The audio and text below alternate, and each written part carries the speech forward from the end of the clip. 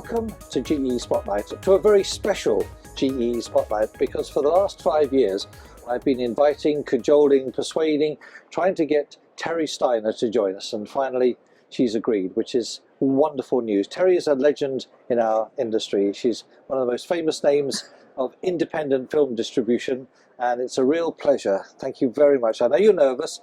Don't worry about it. We're going to have a nice little chat, old friends. We go back a long way, right? We certainly do, Steve. Yeah. Now you're based in New York, which is unusual because most of the independent film distributors are based down in California or Los Angeles, thereabouts. So why New York? I love New York. I am a New Yorker through and through, and I grew up in the suburbs of New York and always wanted to be a city kid. Yeah. And now I am a city kid. So I love being in the film business in New York. There's so much of the independent film world in New York. So it's a great place for me to be. Now that surprises me because I always thought most of the filmmaking activity was in and around Hollywood.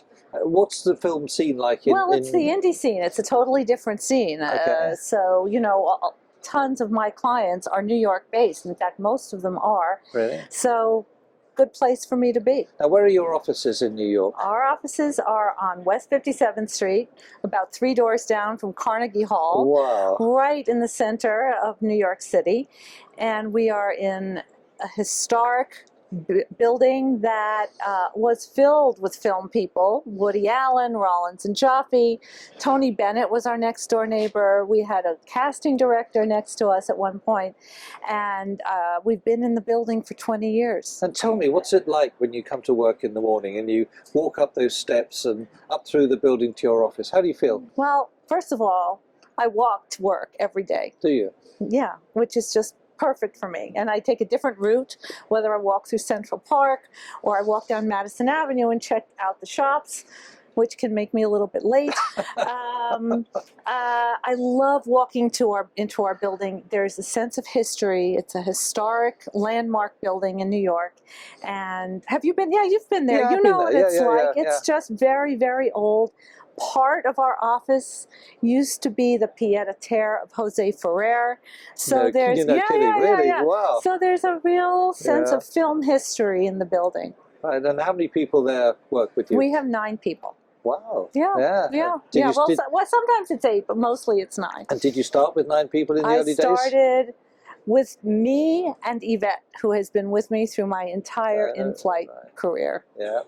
So now, I want to take you right back to the beginning. Your first engagement, your first involvement with film. How did it all start? And I've always wanted to ask you this question.